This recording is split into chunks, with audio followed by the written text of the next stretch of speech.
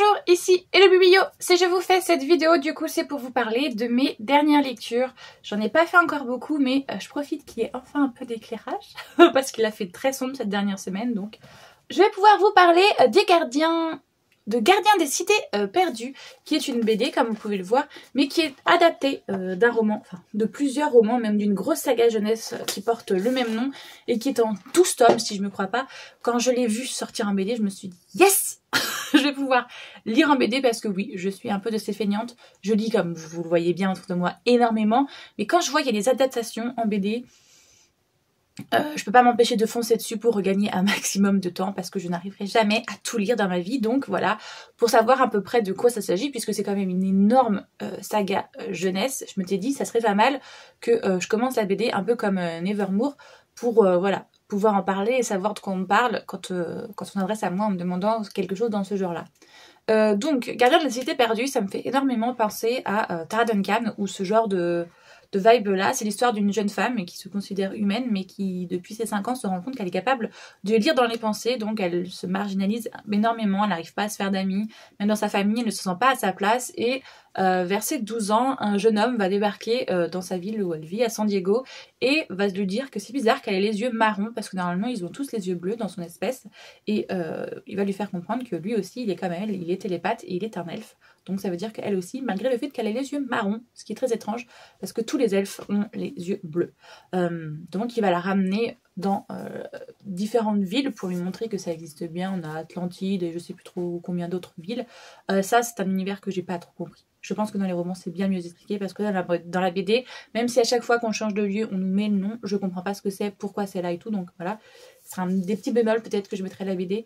Donc voilà, il lui explique qu'elle est bel et bien une elfe, qu'elle n'avait rien à faire dans ce qu'on appelle justement les cités interdites, c'est-à-dire les cités d'humains, puisque les humains ont trahi les elfes il y a plusieurs années, et donc du coup les humains, les elfes et autres êtres magiques ne se côtoient plus. Il y a plein de règles de magie et tout que du coup on va devoir apprendre avec cette jeune femme.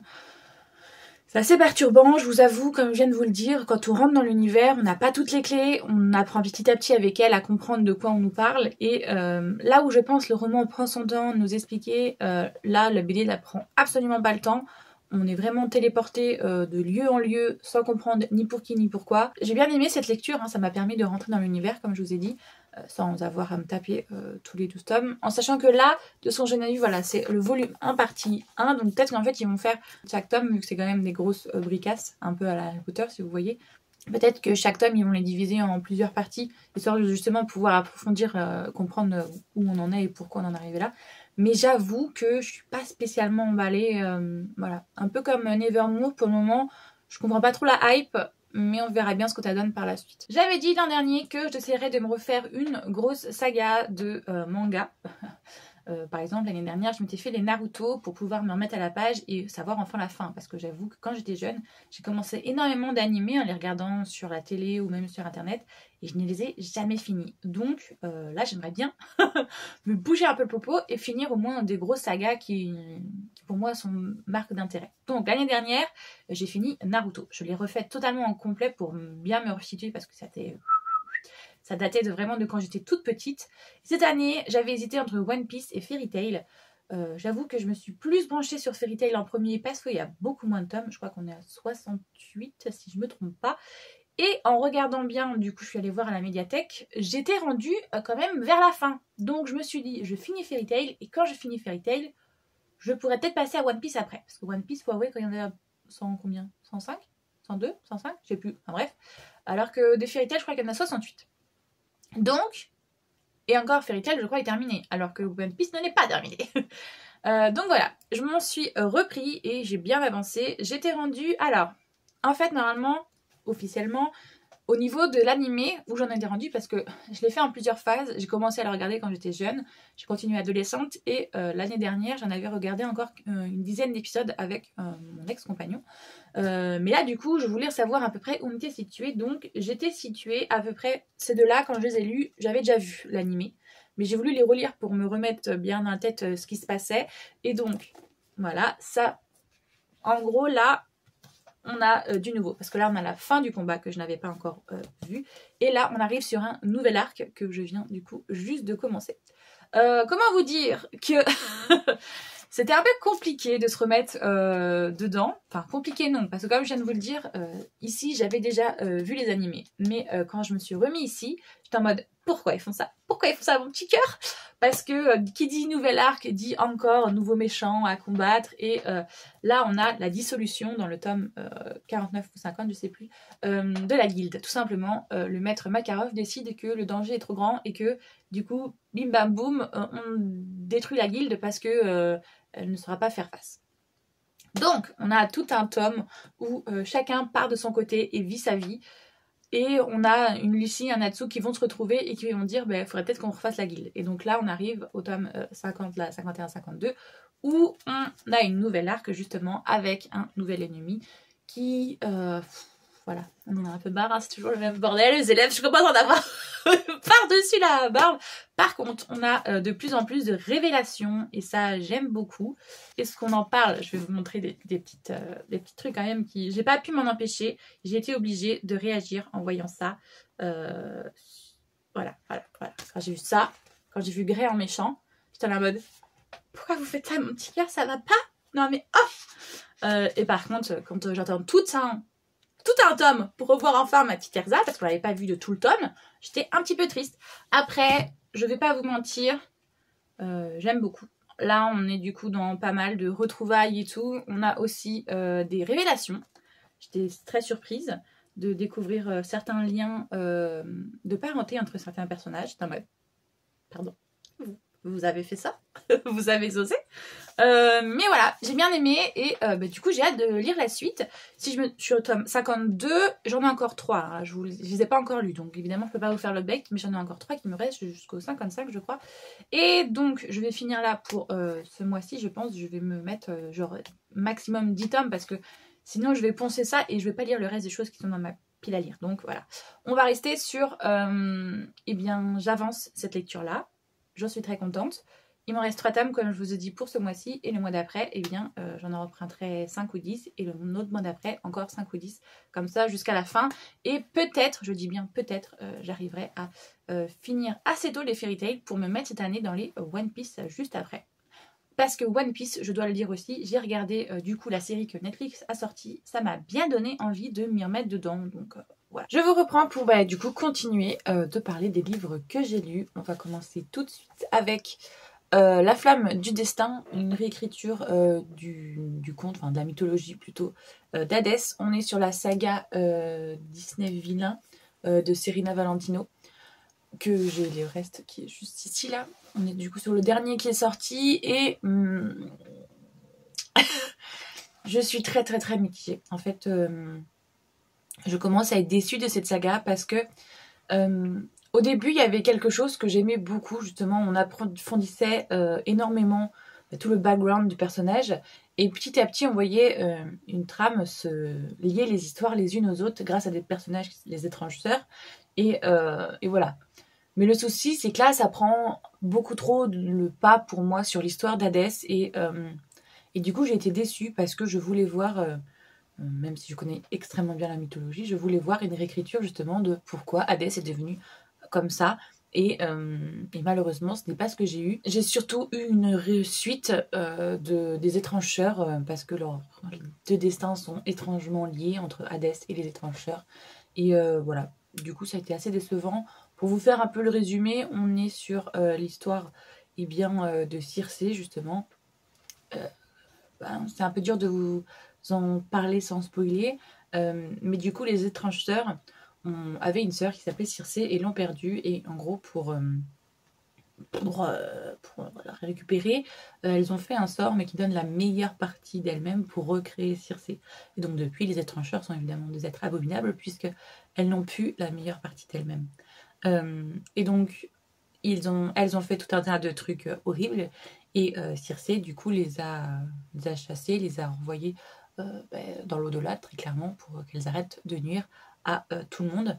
Et là, du coup, on a Hadès qui vient voir Circé et qui lui explique que si ses mères sont comme ça, c'est peut-être pas simplement parce qu'elles sont méchantes, mais peut-être aussi un petit peu à cause de lui. Et donc, il lui explique en fait la relation qu'il a eue avec les étranges sœurs et du coup, du pourquoi, du comment on en arrive là. franchement j'ai été très déçue et du coup je me demande vraiment si je vais lire la suite ou pas parce que enfin s'il y a une suite, je sais même pas si c'est le dernier, mais voilà, j'ai pas été enjaillée par ce tome là et pourtant c'était ma première lecture 2024 parce que là vous ne le savez pas parce que vous voyez une vidéo, mais au début ça se passait en décembre et donc là nous sommes enfin en janvier et voilà, première lecture, déception, j'étais en mode mince alors. Du coup, je fais un mois sur normalement tout ce qui est mes réécritures de contes de Disney et tout ça.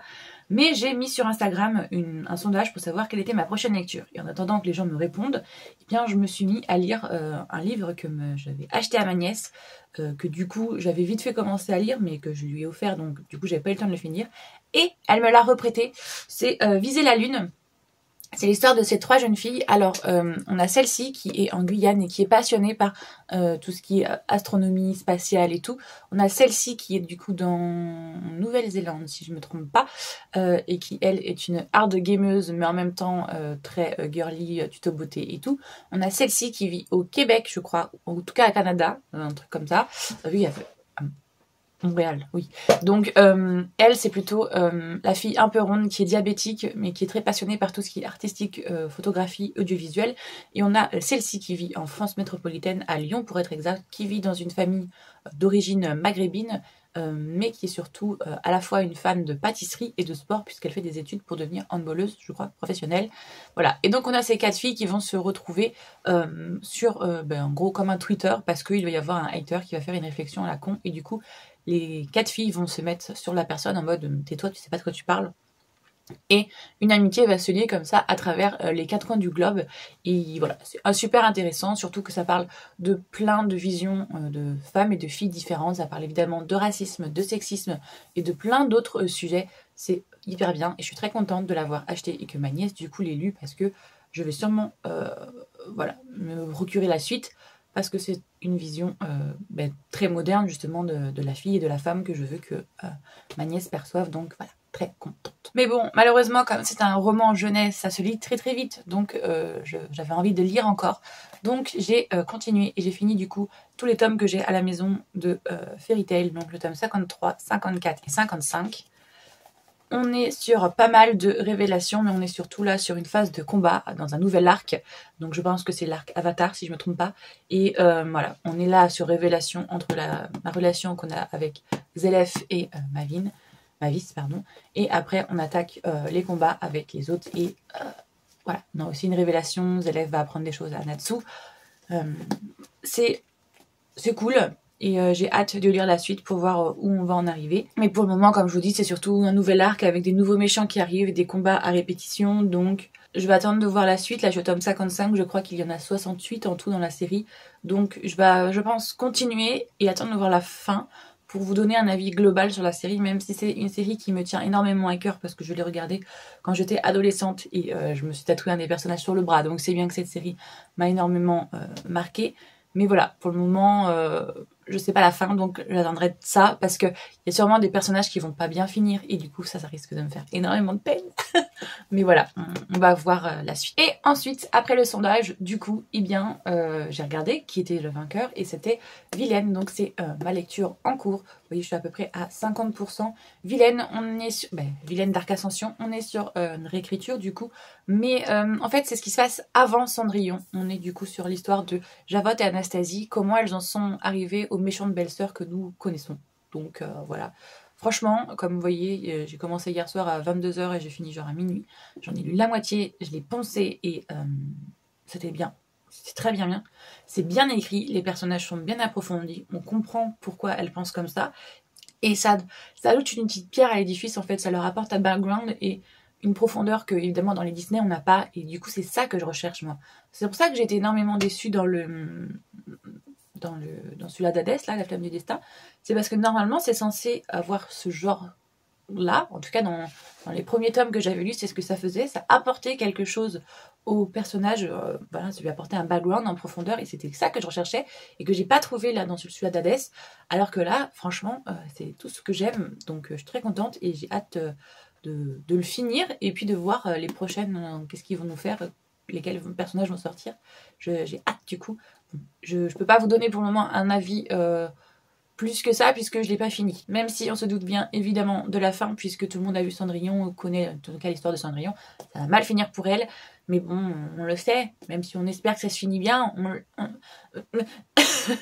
c'est ça que j'aime, voilà. C'est que c'est une réécriture qui va vers le conte et qui nous explique comment on y arrive. Et du coup, on est tellement avec les personnages, on est avec eux, on sait pourquoi ils pensent comme ci, comme ça. C'est pas qu'on leur pardonne, mais on les comprend. Et donc, du coup, on espère quand même une fin heureuse pour eux, même si on sait qu'il y aura pas de fin heureuse pour eux. Donc voilà, je suis très contente, c'est exactement ce que je voulais. Donc comme je vous l'ai dit précédemment, eh bien j'ai fait plusieurs lectures en attendant que vous élisiez le livre que je devais lire. Et bien Instagram a choisi celui-ci, Vilaine Dark Ascension, donc sur les sœurs, les demi-sœurs même de Cendrillon, sur Javotte et Anastasie, comment elles en sont arrivées aux deux méchantes demi-sœurs que nous connaissons. Et alors, je m'attendais à ce que ça soit une réécriture et qu'on approfondisse du coup tout le background pour comprendre comment elles en sont arrivées là. J'ai bien aimé toute cette réécriture. Le seul petit bémol que j'apporterai, c'est qu'il y a une scène qui est dans le dessin animé et qui a été modifiée. En fait, moi, ça me dérange pas soit qu'on reprend quelques trucs et qu'on en fasse tout un autre univers. Ça me dérange pas. Style Akotard, c'est une réécriture de La Belle et la Bête, mais bon, voilà, c'est quand même tout un autre univers. Donc ça me va. Ou alors, on prend le conte, on garde les trucs de base et on augmente, mais sans modifier les scènes qu'on connaît déjà mythiques. Voilà. Et bien là, le problème, c'est que j'ai ce petit bémol là. C'est qu'on a pris le conte et on a modifié toutes les scènes que nous, on ne voit pas, par exemple, dans le conte. Vu qu'on suit Cendrillon, il y a plein de scènes qu'on ne voit pas, par exemple, de ce que font leur journée Javotte et Anastasie, on ne le sait pas. Et donc là, on le voit et c'est hyper intéressant. Ça, je trouve qu'il n'y a pas à dire. Même avant qu'il soit avec le père de Cendrillon, on a quelques petits chapitres comme ça. Donc ça, c'est cool et j'ai beaucoup aimé ces passages-là. En revanche, comme je dis, je mets un petit bémol parce que la scène de bal mythique que l'on connaît tous dans Cendrillon, eh bien, elle a été modifiée. Là, Cendrillon ne vient pas grâce à sa marraine la bonne fée, parce que visiblement la magie n'a pas lieu dans cet univers et c'est ok, mais du coup il fallait nous trouver une autre astuce pour que Cendrillon y aille malgré l'interdiction de Lady Tremaine, parce que là Lady Tremaine l'a fait venir avec ses filles et l'a fait venir comme dame de compagnie en fait, comme si c'était l'employé de ses filles. C'est pas crédible pour dessous, surtout que justement toute l'aristocratie connaît Cendrillon et son père et toute l'histoire qu'il y a autour de cette famille.